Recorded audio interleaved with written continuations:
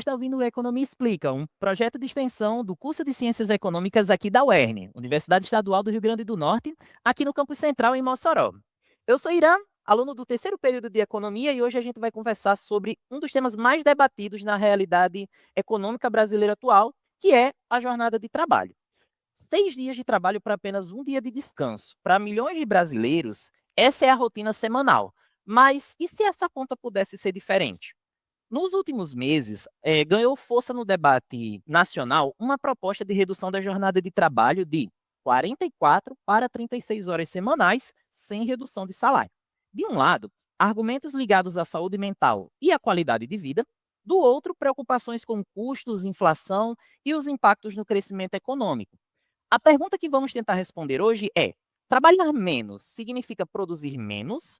Ou o descanso, na verdade, pode aumentar a produtividade? Para analisar esse tema, com base em teoria econômica e dados, recebemos o analista financeiro Rodrigo Loconte.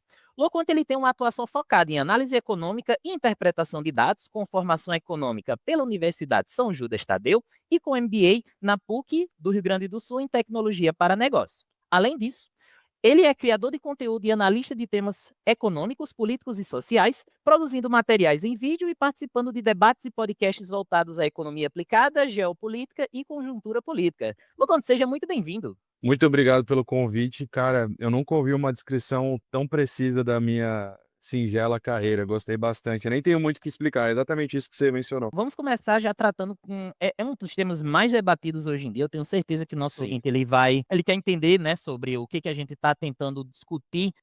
Tem muitos conceitos, né, hoje em dia, muitos lados, cada um tentando puxar para o seu lado. Vamos começar assim pelo básico, né? Quando a gente fala em produtividade, a gente está falando em produzir mais com os mesmos recursos. Existe evidência internacional de que trabalhadores produzem mais por hora quando trabalham menos horas no total. E uma outra perguntinha assim, para ficar de gancho, para o nosso ouvinte entender melhor. Produtividade é trabalhar mais horas ou produzir mais por hora? Bom, acho que até é interessante começar falando sobre isso, porque recentemente eu dei uma leve viralizada, justamente num debate sobre produtividade com o Arthur Duval, não sei se você chegou a ver, né? Mas o fato é que é o seguinte, para a gente falar de produtividade, né, dentro da teoria econômica, eu acho que é muito importante a gente dividir entre micro e macroeconomia, porque a produtividade vai variar de acordo com o âmbito que a gente está analisando. Em microeconomia, a produtividade é aquilo que a gente conhece de forma mais formal, que é o quanto você consegue produzir com o quanto de insumos que você tem, né? É entrada versus saída. Essa é a produtividade da microeconomia. E em microeconomia, como a gente está analisando setores específicos ou uma empresa específica, a gente vai falar justamente da produtividade daquele serviço. Então, se o serviço da pessoa é cortar cabelo, a gente vai medir o quanto de cabelo ela consegue cortar. É claro que também tem a mensuração qualitativa, né? Não só quantitativa, mas qualitativa. Só que quanto menos sofisticados forem os serviços ou os produtos, menos de qualidade a gente vai conseguir diferir. Então, é claro que se eu for produzir se eu tiver um serviço, por exemplo, de seguros, um serviço financeiro, um serviço de análise de crédito, esse serviço já pode ser mais sofisticado e vai ter uma diferença ali de qualidade. Então, não é o quanto de pessoas que se atende. Mas quando a gente está falando de serviços mais simples, aí realmente se reduz a isso. Então, esse é o ponto de vista micro, só para dar um contexto. No ponto de vista macro, a gente tem a famosa produtividade total dos fatores. E aí sim a gente vai analisar em métricas monetárias, né? Não apenas só nos insumos das saídas, mas como a questão monetária. Dando só esse contexto geral, porque é importante a gente entender produtividade nesse sentido. E mais para frente, depois eu vou falar que na macroeconomia a gente também tem o efeito Balassa-Samuelson, que é um nome difícil, mas depois a gente vai falar mais sobre isso. Mas aqui, voltando na microeconomia, que é o mais importante, voltando na pergunta. Sim, é possível se produzir mais trabalhando menos. Existem evidências internacionais, estudos internacionais, eu tenho alguns estudos aqui que eu já separei para a gente comentar. Só que antes de eu me aprofundar nesses estudos, é importante da gente lembrar que as condições sociais, econômicas desses países que vão ser citados são diferentes dos países do Brasil e dos nossos países no entorno. Então, um estudo que ficou bem famoso foi um estudo que mediu a produtividade dos trabalhadores da Islândia, né, que reduziu para alguns setores a jornada de trabalho para 35 horas, que é um número bem baixo, bem diferente do que a gente tem hoje. E sim, registrou um aumento de 1,5% na produtividade. do trabalho, né? Ou seja, justamente aquilo que eu estava falando anteriormente. Não é muito expressivo, mas existe esse dado, é uma pesquisa séria, existe. E aí a gente também tem uma pesquisa que ocorreu no Japão, num programa específico da Microsoft, que trabalhou com a escala 4x3 e elevou, aí sim, a produtividade em 40%. É claro que aqui a gente também está falando de um setor específico, um setor de alto valor agregado, né, que é o setor que a Microsoft opera. Então, existe ter a capacidade de gerar uma economia de escala maior, né? Mas o fato é que sim, aconteceu isso. Agora, fica a questão: o Brasil é igual à Islândia? Não, o Brasil não é igual à Islândia. O Brasil é igual ao Japão? Não, o Brasil não é igual ao Japão. E aí a gente deve se perguntar, pô, mas existem estudos sobre países que são semelhantes às nossas condições? Não, não, pelo menos eu não achei nenhum com muita robustez de dados. Então, infelizmente, a gente vai ter que ficar com esses países. O fato é que lá o capital físico, né, ou seja, a infraestrutura, as fábricas, os estabelecimentos são mais, têm mais valor agregado, e também o capital humano, que é justamente a formação, o conhecimento, tudo isso agrega, né? Mas qual seria a lógica por trás desse aumento de produtividade? Basicamente, quando você reduz a jornada de trabalho, o trabalhador ele reduz a sua fadiga, o cansaço, então ele vai cometer menos erros, vai estar de melhor humor. E algo muito interessante é que justamente reduzindo essa escala de trabalho, abre-se a possibilidade do trabalhador não só investir o seu tempo no trabalho, como na sua formação, justamente no capital humano que eu falei anteriormente. Então, você diminuir essa jornada de trabalho pode possibilitar o seu trabalhador investir mais no seu processo de formação, adquirir habilidades novas e justamente compensar, entre aspas, né, que foi o que aconteceu, por exemplo, nesse estudo da Microsoft, compensar pelas menos horas trabalhadas. Então, resumindo, esse é o conceito de produtividade, né? O quanto você tem e o quanto você produz a partir disso, né? Inclusive as horas estão inclusas nisso. E sim, existe evidência internacional de que isso pode acontecer, apesar de, né, serem contextos diferentes do Brasil. Se aprofundando um pouco mais sobre essa questão da jornada, né, vamos tentar pensar assim um pouco de uma forma um pouco mais generalista, né? Se a jornada ela cair de 44 para 36 horas mantendo o salário, o custo por trabalhador, pelo menos pelo que a gente entende, né, em economia, o custo unitário, né, o custo por hora, ele tende a aumentar, né? Na prática de mercado, as empresas conseguem repassar esse custo ao consumidor no preço final? Ou isso depende do setor ser competitivo ou ter poder de mercado? Exatamente. Então, na verdade, vai depender de vários fatores, vai depender do setor da empresa também, e algo muito importante que vai depender é justamente da elasticidade de demanda, né? Que é o que a gente vai aprender ali em microeconomia, que se a gente variar o preço, né, de certo produto, as pessoas vão continuar comprando, né? Ou seja, o consumidor ele é sensível à variação de preço. Então, em serviços e produtos que são indispensáveis para o ser humano, né? Por exemplo, a água ou enfim, a alimentação, esses setores, mesmo que se aumente o preço, o consumidor vai continuar, porque ele precisa de água para sobreviver, precisa de alimento para sobreviver. Então, nesse caso, por exemplo, nesses setores, vai aumentar o custo, as empresas podem sim repassar para o consumidor, e elas vão ter, mesmo não existindo o monopólio, né, mesmo existindo a competitividade, sendo o mercado competitivo, é possível de eles repassarem e sim gerar um aumento inflacionário. Só que o ponto aqui realmente da escala 3 por 1 é que não necessariamente eu não vejo muito essa ligação, direta, porque existem formas de você compensar esse 6 por 1.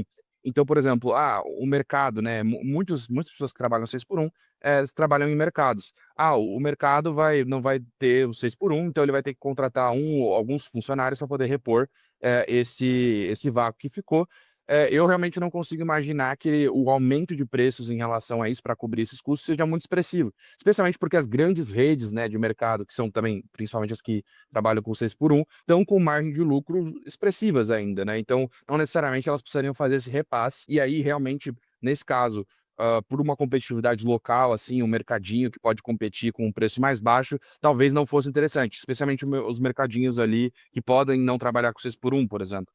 Mas é claro que eu acho que, de forma geral, respondendo, apesar desses entraves, sim, haveria um aumento do preço. Esse aumento seria perceptível ao olhar do consumidor? Aí eu já acho que seria bem improvável. Isso trabalhando com a hipótese de que a gente vai acabar com 6 por 1 para 5 por 2. Porque realmente 4 por 3 é um impacto muito grande, e aí a gente já está, por exemplo, falando de comércios que a gente tem o que a gente chama, né, o horário comercial. segunda a sexta. Se você reduz um dia desse, aí você teria que mudar como seria a dinâmica do horário comercial. Então aí eu já acho que teria assim um repasse bem grande. Agora, nessa dinâmica, eu acho que não seria perceptível o repasse dos preços, não. Né, na dinâmica, no caso, 5 por 2, né, 5 por como 2. a como seria uma redução de 4 horas, né, seria basicamente como meio Sim, turno bom que lembrar estaria isso. sendo reduzido, né. Muito bom lembrar isso, porque muita gente não sabe que a carga horária no Brasil, não é mais 48 horas, é 44, então você não pode ter justamente, tantas horas trabalhadas no sábado, ou enfim, no horário que seja que a pessoa estiver cumprindo ali.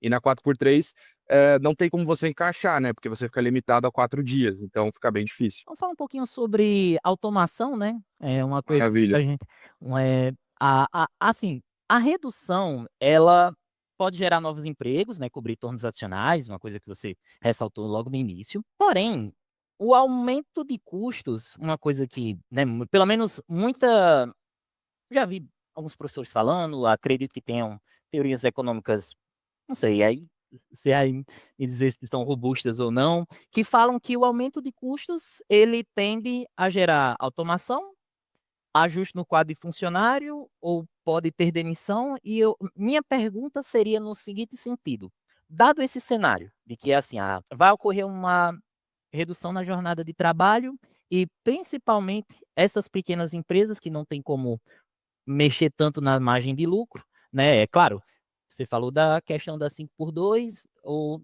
se fosse uma 4 por 3 no caso mais extremo, né, teria que mudar toda a dinâmica do quadro de funcionários. Será que isso Sim. daí, em vez de gerar novos empregos, não faria as empresas fazerem, principalmente as empresas menores, fazerem uma espécie de corrida para tentar automatizar serviços e não se prejudicarem nesse sentido? Não, eu acho que existe essa possibilidade, mas eu também queria trazer um estudo da FGV bem interessante que vai falar justamente que, aqui no Brasil mesmo, né, então tem esse contexto brasileiro, 19 empresas reduziram a jornada de trabalho e 72% delas, né, 72% dessas empresas tiveram registro de aumento de receita. E aí é claro que essas 19 empresas incluem empresas grandes, pequenas, incluem vários setores diferentes, mas mostra que a maioria dessas empresas teve um aumento de receita. Também não tem muito detalhe do quão expressivo foi o orçamento, mas ele existiu. Então, é bom a gente lembrar justamente disso, voltando naquela perspectiva. Pô, você vai diminuir a jornada de trabalho, o seu funcionário vai ficar mais descansado e tal, vai voltar melhor, trabalhar mais atento, etc. Então, a gente ainda trabalha com isso. Mas, inegavelmente, eu acho que vai ter sim uma minoria, né, ou uma minoria que pode ser mais ou menos expressiva, mas vai existir sim essa minoria, que vai acabar tendo que recorrer, para corte de gastos, para demissões, esse tipo de coisa. Eu acho que essa realidade pode sim acontecer.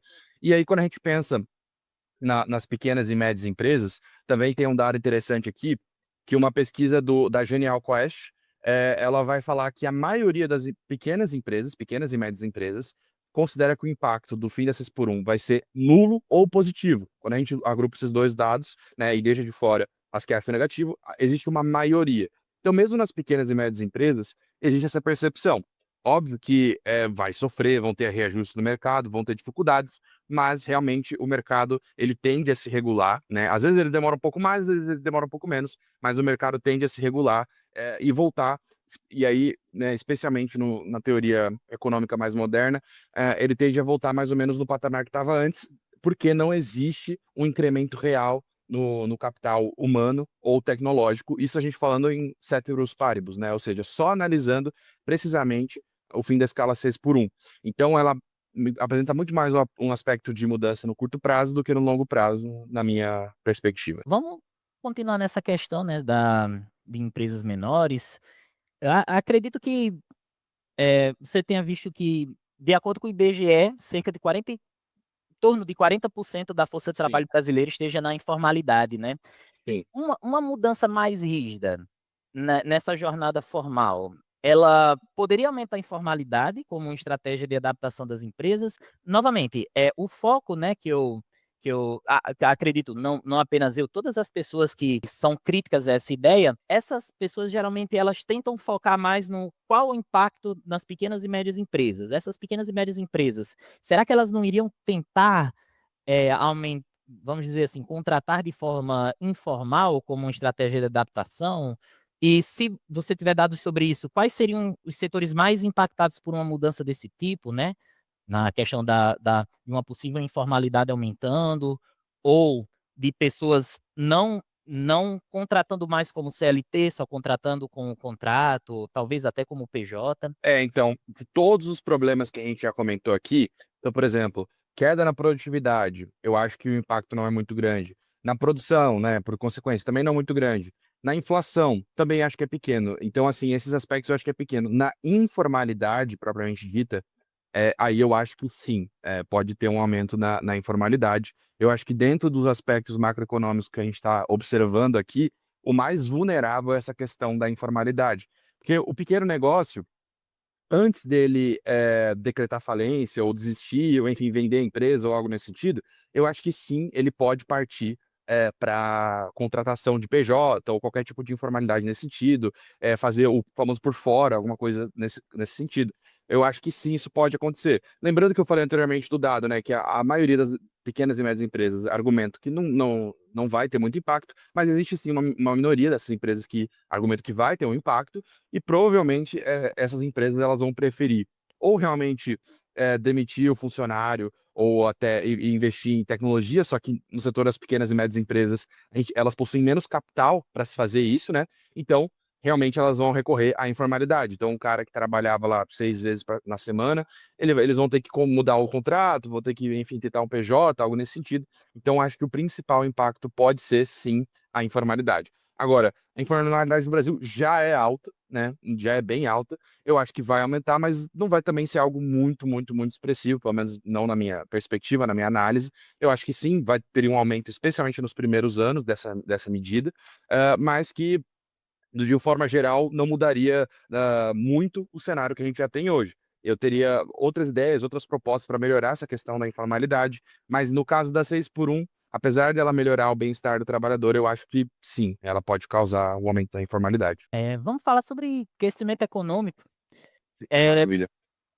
pela teoria do crescimento econômico, né, a gente não vai tentar abordar tanto na parte teórica, né, justamente porque como esse é um podcast que a gente vai tentar chegar a todo mundo, a gente vai tentar para melhorar o nosso diálogo, né, mas o Solow, né, a teoria do crescimento econômico de Solow, ela fala basicamente de que o avanço tecnológico, ele é o principal motor do crescimento sustentável. Na nossa conversa aqui, mudar a jornada de trabalho, ele interferia nesse tal desse motor de longo prazo ou afetaria apenas o nível de produção no curto prazo? Definitivamente só o curto prazo, né.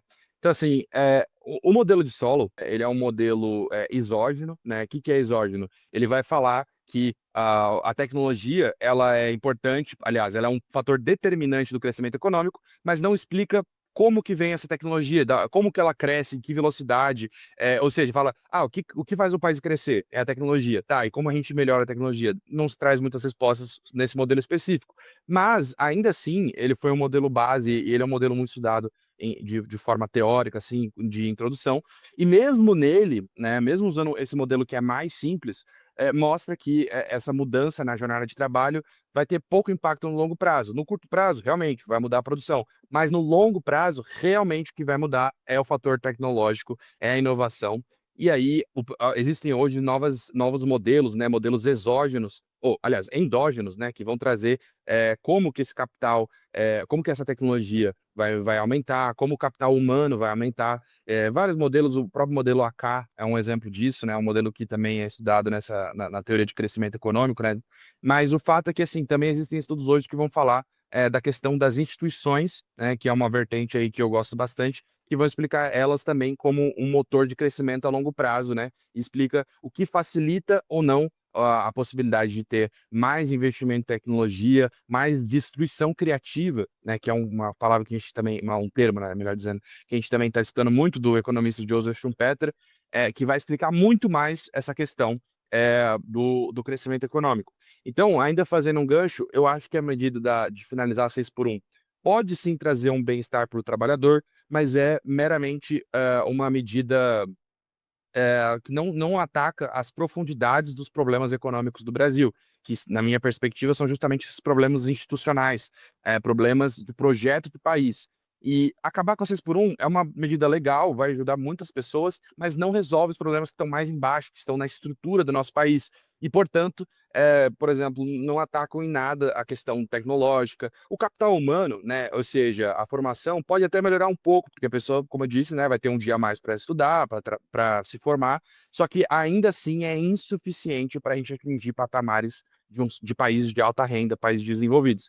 Então, né, resumindo, apenas no curto prazo, no longo prazo, a gente ainda depende de reformas mais estruturais, de maior impacto no desenvolvimento econômico. Vamos falar um pouquinho, aprofundar um pouquinho sobre essa questão do capital humano, né?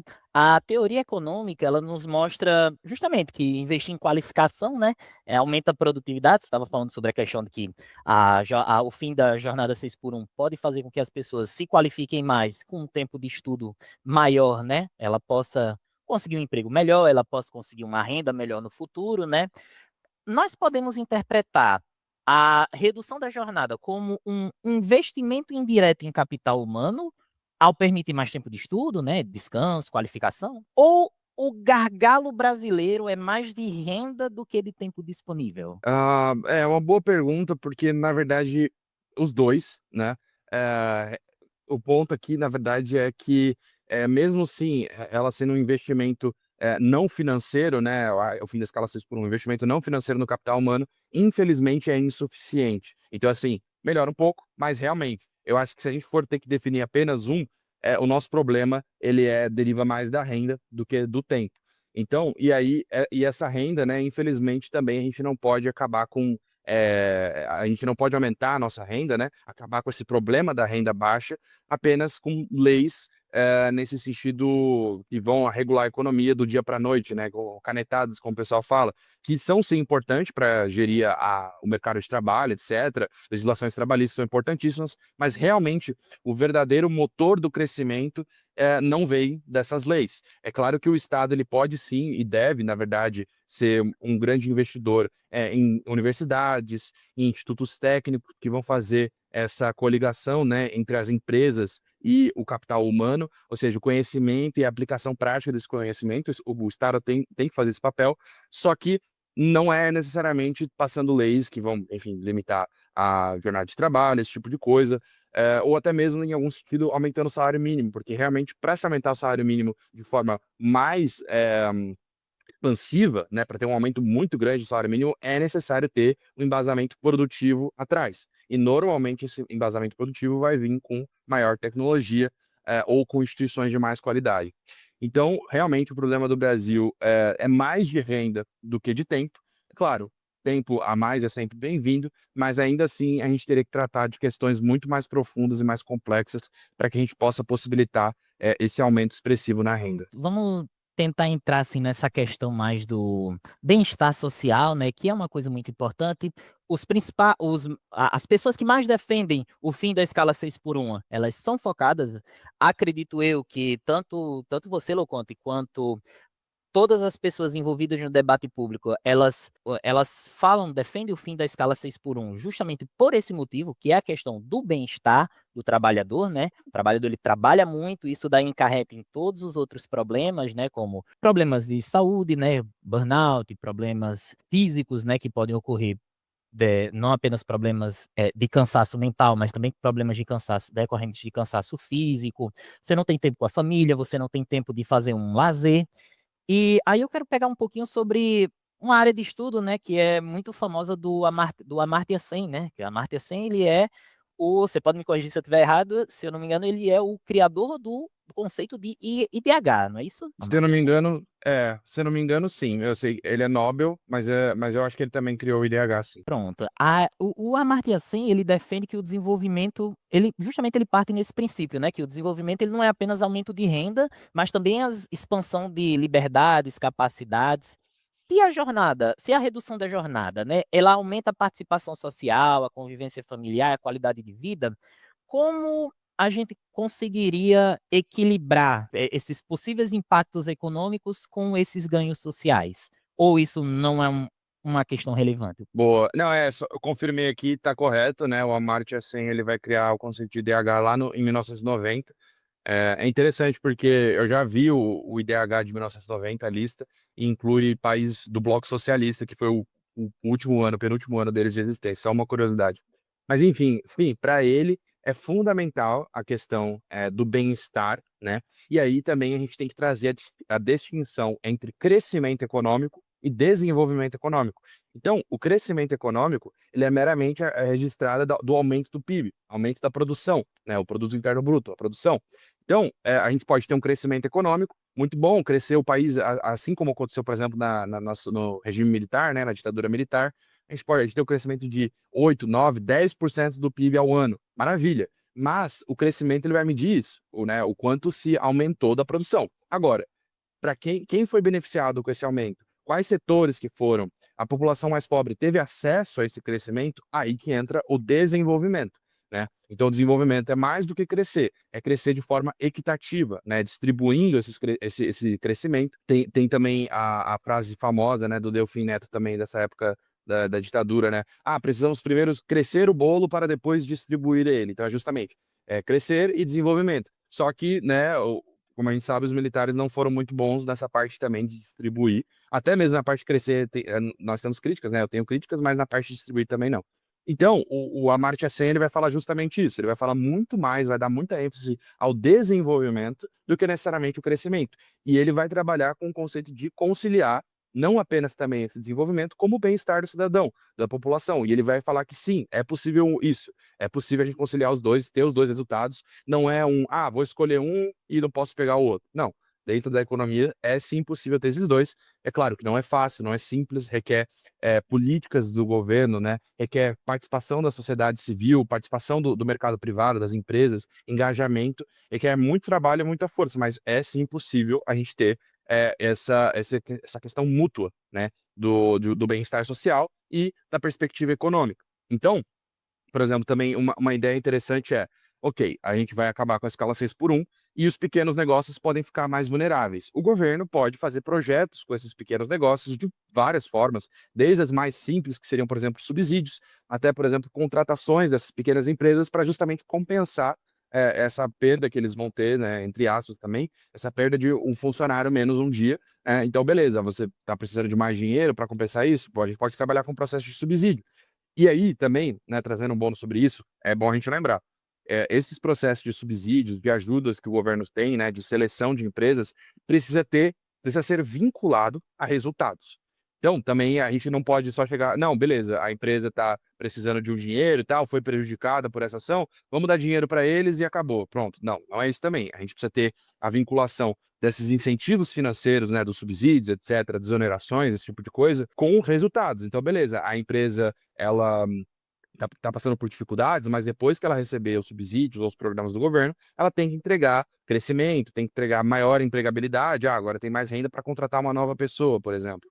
Agora eles que produziam, sei lá, 1.000 peças, agora estão produzindo 10.000 peças. Ok, vamos continuar com o projeto.